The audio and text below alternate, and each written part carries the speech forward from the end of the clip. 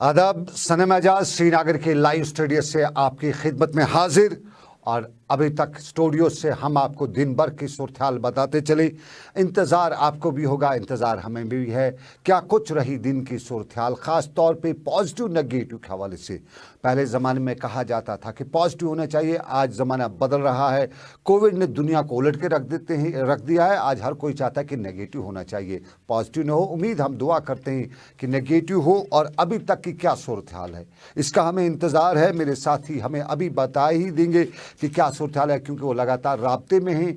लेकिन कल का दिन हमारे लिए अच्छा था। 2-4 दिन पिछले जो थे थोड़ा सख्त ही गुजरे थे, और इन 2-4 दिनों के दौरान हमें सोचने पर मजबूर कर दिया था कि आखिर हम किस तरफ जा रहे हैं। लेकिन कल के दिन ने उस सोच पर किसी हद तक रोक लगा दी, और कल हमें लगा था कि अच्छे दिन आने वाले हैं। अच्छे दिनों की उम्मीद हम कर रहे हैं। आज क्या सूरत हाल है, अभी कुछ ही लम्हों में आपको हम अपडेट तो करा देंगे। कितने पॉजिटिव आए, कितने नेगेटिव, कितने टेस्ट, इस सब पे हमारी नज़र तो रहेगी। लेकिन फ़िलहाल आपको इंतज़ार और भी मुद्दों का होगा। एक इंतज़ार आपको होगा कि कश्मीर से बाहर जो कश्मीरी हैं उनकी क्या हाल इंतज़ार है। तो अफसोस के साथ हम ये आपको खबर बता रहे हैं कि वहाँ से अच्छी खबर नहीं आ रही है। क्यों नहीं आ रही है? क्योंकि सरकार भी इंतज़ामात कर रही है, उनको लाने के लिए इक़दामात उठा रही है, लेकिन वहाँ पे सबको एक वक्त में लाना ले जाना ये बड़ी परेशानी कार सर दर्द वाला मामला भी है। और इस सारे के बीच में एहतियात भी ज़रूरी रखनी है। लेकिन अच्छी खबर श्रीनगर से भी है। श्रीनगर में आज करीबन 6000 के करीब वो लोग लाए गए जो मुल्क की मुख्तलिफ रियासतों में फंसे हुए थे। एक झलक हम आपको श्रीनगर के TRC ग्राउंड की दिखा देते हैं। और TRC ग्राउंड में आपको बताते हैं कि सूरत हाल की अक्कासी इस तरह से हो रही थी। ये लॉकडाउन की सूरत हाल है। आपको बता दें ये लॉकडाउन आज श्रीनगर का, और लॉकडाउन के दौरान तलाशी ली जा रही थी, पूछताछ की जा रही थी, पास चेक किए जा रहे थे। और पास से लेके तलाशी के दौरान पूछा जा रहा था कि कहाँ जाना है, क्यों निकले हो। और ये सूरत हाल, और जिसका पास उसको जाने की इजाज़त, और जिसको पास नहीं उसको वहीं पे वापस जाते हुए फेल बताया जाता था। ये झलक श्रीनगर के मुख्तलिफ इलाकों की हमारे रिपोर्टर्स, हमारे कैमरामैन जहाँ गए वहाँ वो पहुँचे, उन्होंने ये सूरत हाल दिखी। और आपका सामने फ्लाईओवर का मंजर। लेकिन ये दूसरा मंजर है उन 6000 लोगों का जो श्रीनगर के TRC कम्प्लेक्स में पहुँचे हैं। और ये लोग यहाँ पर पहुँचे मुल्क की मुख्तलिफ रियासतों से, खुद नहीं पहुँचे हैं। बता ही देते हैं इंतज़ामिया ने इसके लिए बहुत मेहनत की, और बधाई मुबारकबाद जो कुछ भी अल्फाज उसके लिए इंतज़ामिया ने इनको यहाँ पहुँचाने के लिए रात भर इंतज़ामिया ऑन टोज़ रही। रमज़ान का मुक़द्दस महीना, इस दौरान ये कल वहाँ परसों निकले थे, चलते रहे। तो रोज़ा का जिस तरह आप देख रहे हैं कि आज रोज़ा नहीं रख सके थे, और ये सुबह सरकार ने इनके लिए इंतज़ामात कर रखे थे।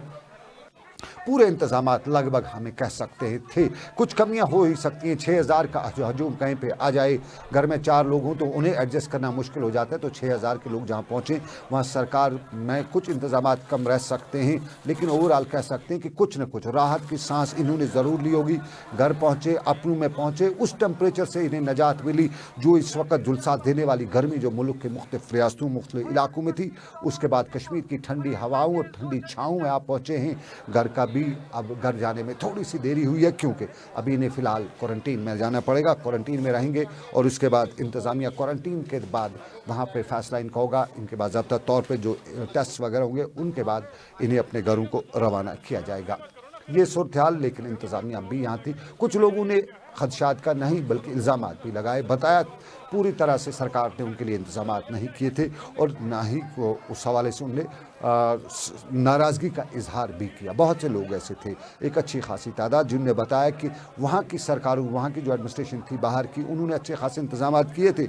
लेकिन जैसे हम UT में दाखिल हुए तो इंतज़ामात नदार थे। उन्हें लखनपुर में सख्त मुश्किलात का सामना उन्हें करना पड़ा, और लखनपुर के साथ साथ उन्हें रास्ते में भी बहुत ज़्यादा मुश्किलात का सामना करना पड़ा। ये वो लोग बता रहे थे जो इस सफ़र में थे, जो सफ़र पे निकले हुए थे, वहाँ से लेके कश्मीर तक पहुँचे हुए थे।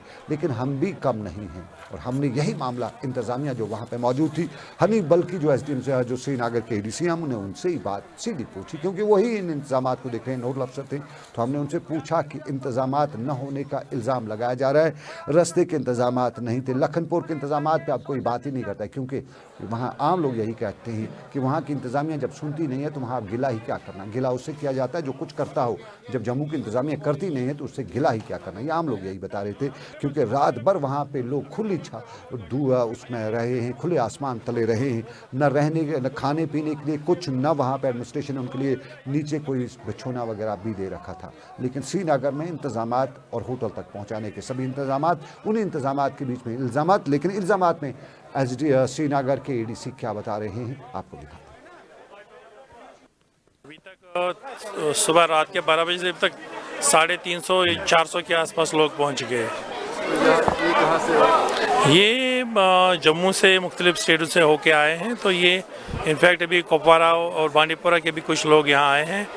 तो अभी इनको बेसिक स्क्रीनिंग करके हम इनको डिफरेंट होटल्स में रवाना कर देंगे। खाली डिस्ट्रिक्ट श्रीनगर के थे या अलग-अलग? ये अलग डिस्ट्रिक्टों के भी आते हैं यहाँ। बेसिक रिफ्रेशमेंट जैसे आपने देखा कि थोड़ा बेसिक रिफ्रेशमेंट, थके हुए होते हैं, बड़े दूर से आए होते हैं, थोड़ा सा पानी पीते हैं, थोड़ा रिलैक्स करके जो जहाँ आगे भी जाना होता है वो आगे चले जाते हैं। और जो श्रीनगर वगैरह डिस्ट्रिक्ट के आसपास हमारे हैं वो यहीं रह जाते हैं। किस तरह की फैसिलिटी यहाँ पे रखी गई है इनके लिए? बेसिक सी थोड़ा सा पानी, आपने जैसे देखा होगा बिस्किट, केला या कुछ और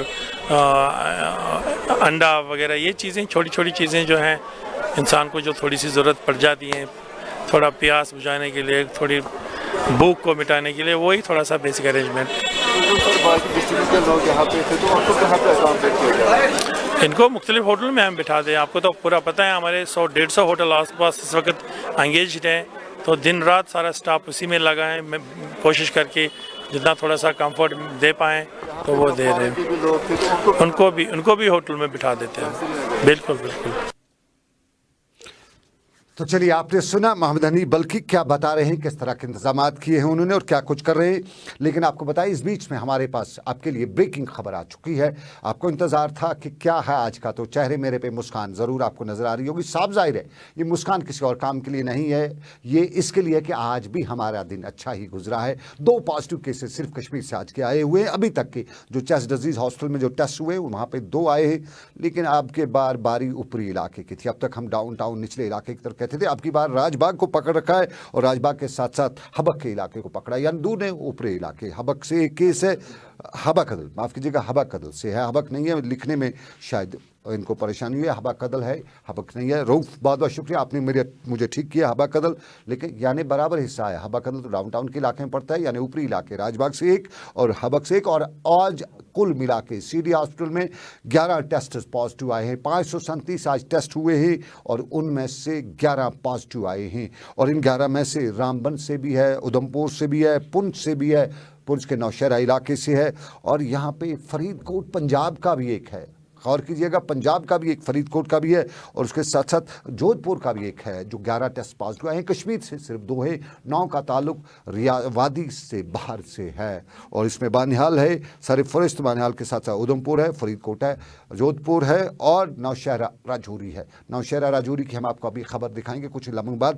लेकिन फ़िलहाल अच्छी खबर है जिसने चेहरे पे मुस्कुराहट आपके चेहरे पे भी ज़रूर लाई होगी। आपको भी खुशी महसूस हुई होगी, क्योंकि हमें बहुत परेशान होना पड़ रहा था। सोच रहे थे, देखते रहते थे, बुज़ुर्गों की तरफ ज़्यादा देखते थे कि कहीं ये बीमारी हमारे बुज़ुर्गों को, हमारे वालिदैन को हमसे छीन न ले जाए। नौजवान किस हद तक मुकाबला कर सकते हैं, लेकिन बुज़ुर्ग इस मुकाबले में, इस मुसीबत में इसका मुकाबला नहीं कर सकते। और ये एक पहलू हमारे बुज़ुर्गों का।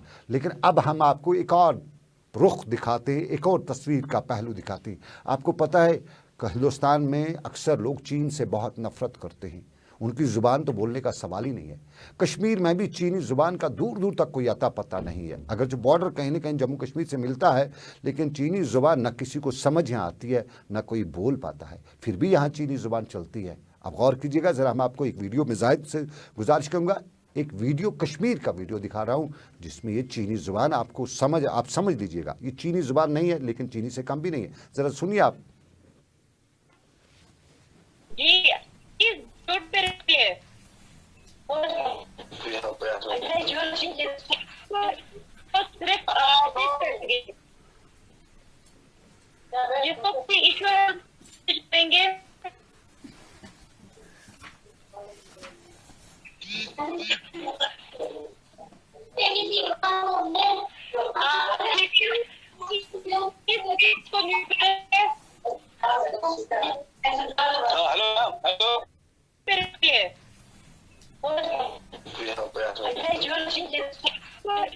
सिर्फ जिसको किसी ईश्वर देंगे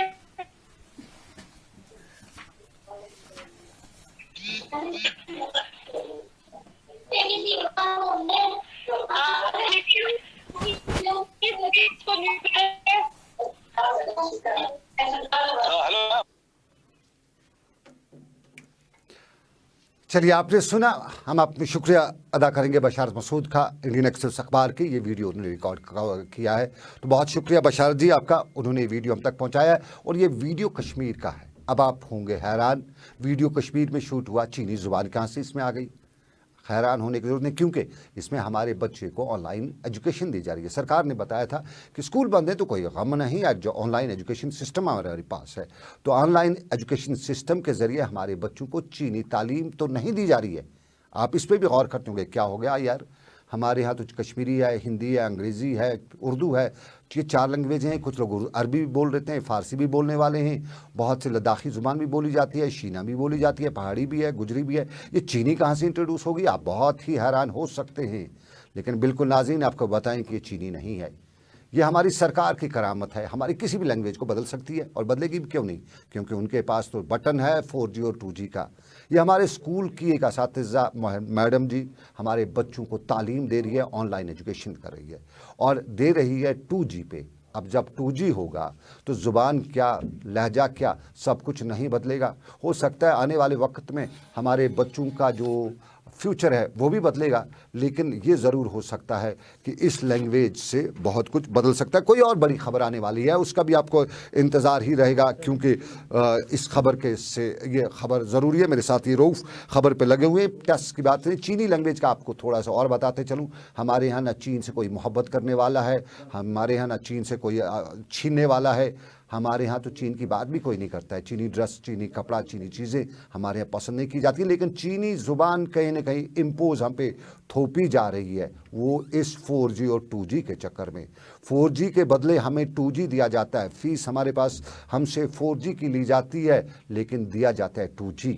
और हमारे बच्चों को जो पढ़ाया जाता है, जिसके हवाले से दावे सरकार करती है कि बच्चों को हमने ऑनलाइन एजुकेशन दे दी, तो ऑनलाइन एजुकेशन में हमारे बच्चों को इस ज़ुबान में क्या समझ आया होगा, क्या उन्होंने सुना होगा। एक बार फिर आपको ये वीडियो जाहिर से गुजारिश करूंगा, प्ले करें, आप गौर से सुने। ये बच्चों को अंग्रेज़ी पढ़ा रही है, उर्दू पढ़ा रही है, मैथमेटिक्स पढ़ा रही है मैडम, या इसको चीनी लैंग्वेज पढ़ा रही है? अगर आपको समझ में आए तो हमें बताइए।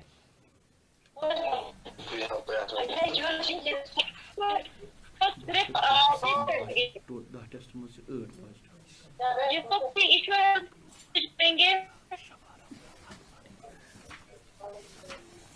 हेलो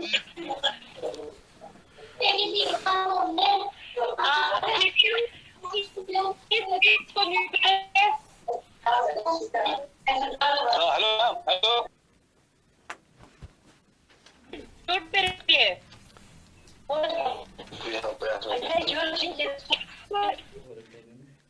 चलिए, आपने सुना, शायद आपको समझ आ गया होगा। अगर आपको चीन के बारे में थोड़ी सी नॉलेज है तो कुछ समझ आ गया होगा। अगर चीन के बारे में आप ज़्यादा नहीं जानते तो चीन के बारे में इतना ही बताते हैं कि पूरे हिंदुस्तान में चीन को एक खूंखार दरिंदे की तरह माना जाता है, और ये ज़ुबान, दरिंदों की ज़बान शायद इस 4G और 2G के चक्कर में हमारे बच्चों पे थोपी जा रही है।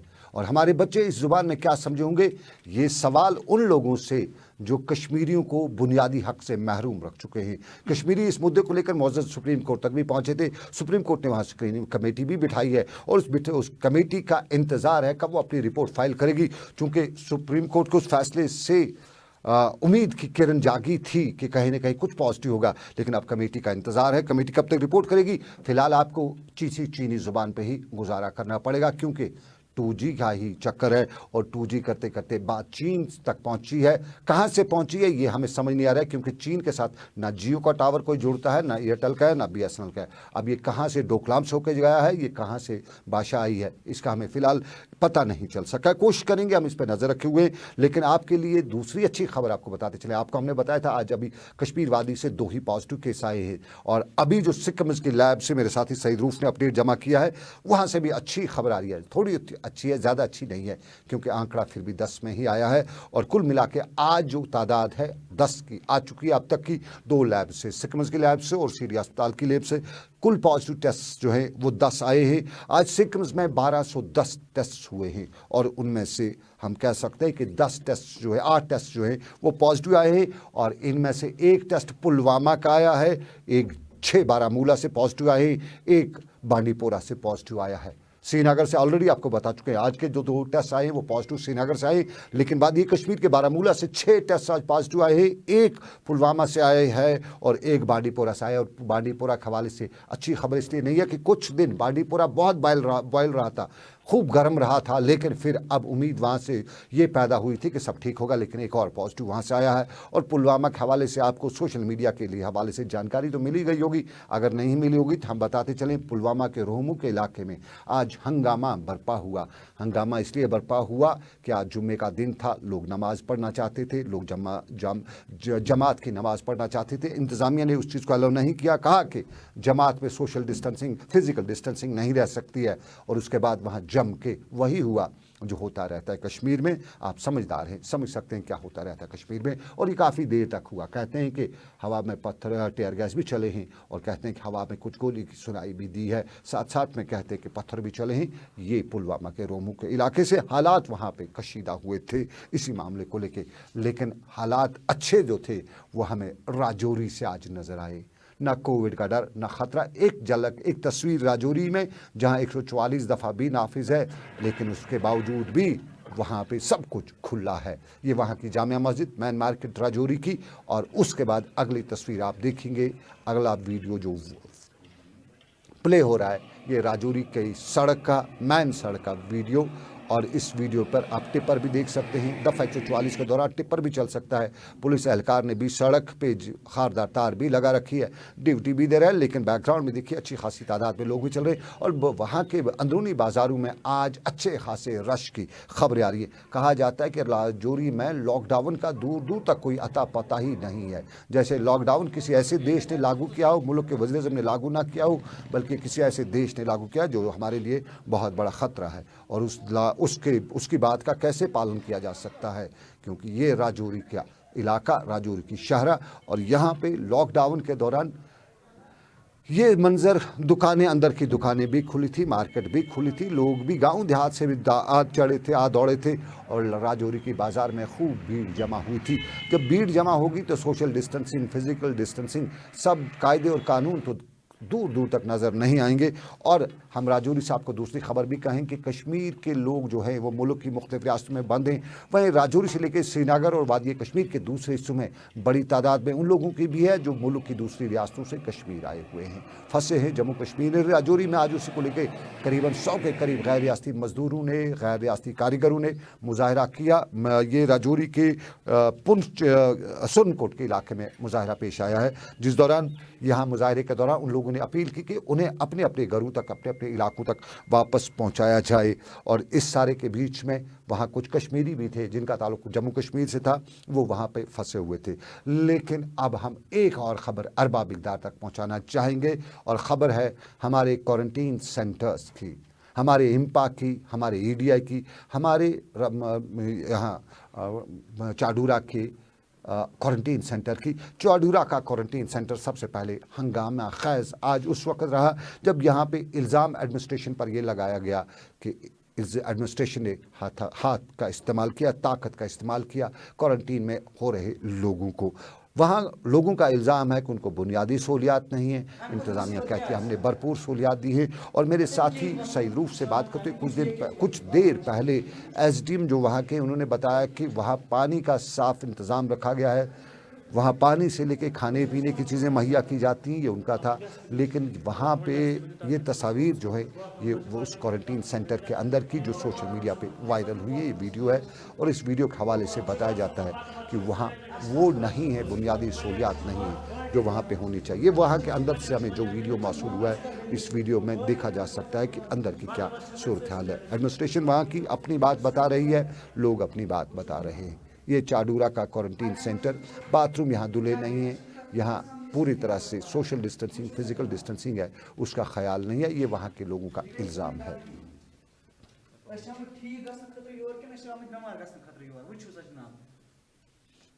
चलिए, ये झलक आपने देखी, लेकिन इंतज़ामिया यहाँ कहती है पूरे इंतजामात कर रखे हैं। कहीं कहीं वो भी मानते हैं कि कमियां रह सकती, लेकिन ओवरऑल कहते हैं कि सब इंतजामात हैं। और ये श्रीनगर के नज़दीकी इलाका चाडूरा में, और हमें मुख्तलिफ होटलों में रह रहे जो कश्मीरी क्वारंटीन में हैं, उन्होंने फ़ोन करके बताया कि सरकार की तरफ से उनके लिए पूरे इंतजामात नहीं हैं।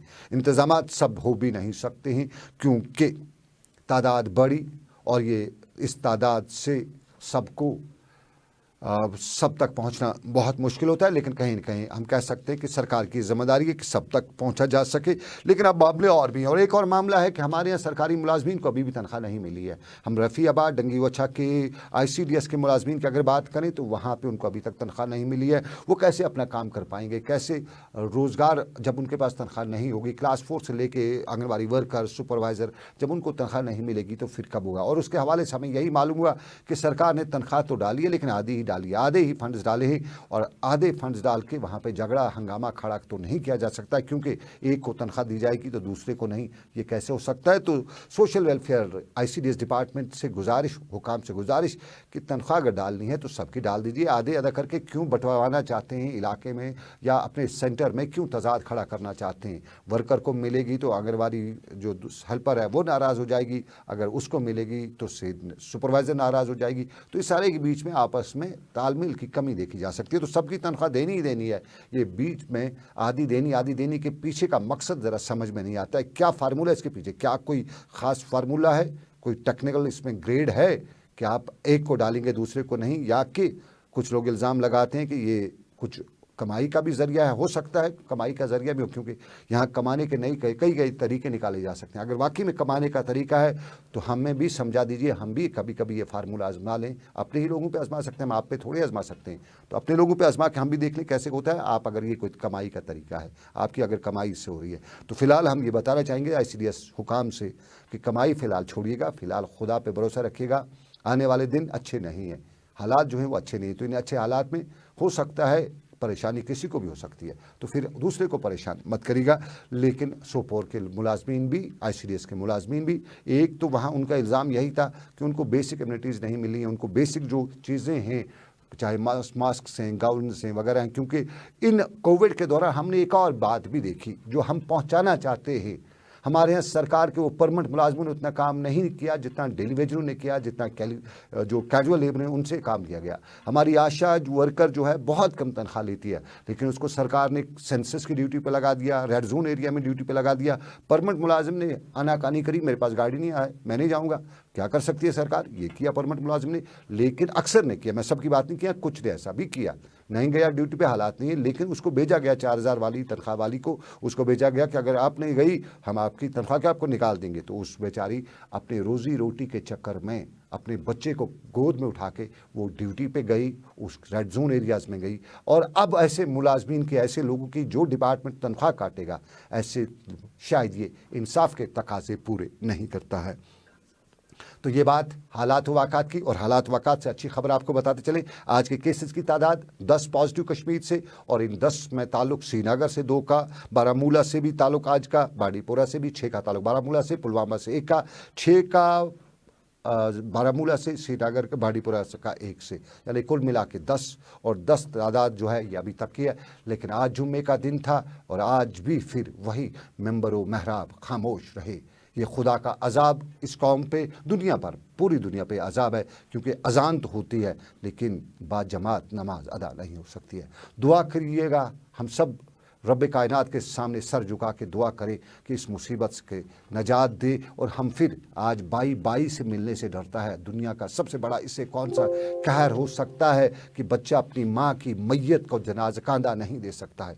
इससे बड़ा कहर और कौन हो सकता है। एक वालिद अपने बेटे का आखिरी दीदार नहीं कर सकता है। इबरत का ये मुकाम है, और इस इबरत के मुकाम के बाद भी जब आँखें हमारी नहीं खुलेंगी, जब उस गिरा फरोश की आँखें नहीं खुलेंगी जो आज भी गिरा फरोशी करता है, जो आज भी 500 का गोश्त 800 में देता है, उस भी मुर्गा बेचने वाले की आंख नहीं खुलेगी, उस भी सब्जी के वाले की या उस भी चावल बेचने वाले की आंख आज भी नहीं खुलेगी, तो फिर कब खुलेगी। तो फिलहाल इसी उम्मीद के साथ और दुआ के साथ कि आपसे लेंगे इजाज़त और बताता चलो चलते चलते कि हमारे रियासती सरकार के तर्जमान रोहित कंसल का तबादला हुआ है, लेकिन तर्जमान वो बराबर रहेंगे। एम राजू का भी तबादला हुआ है, लेकिन वो रोहित कंसल सरकार के तर्जमान बराबर रहेंगे। सरकार का ऑर्डर, हुक्मनामा रोहित कंसल का आपके टेलीविज़न स्क्रीन पर वो तब्दील हो चुके हैं, लेकिन वो ने अपनी सरकार ने जो उन्हें तर्जमान के ओहदे पर तैनात किया है, उनके ट्वीट का आपको इंतज़ार बराबर करना पड़ेगा, क्योंकि वही सरकार के तर्जमान हैं,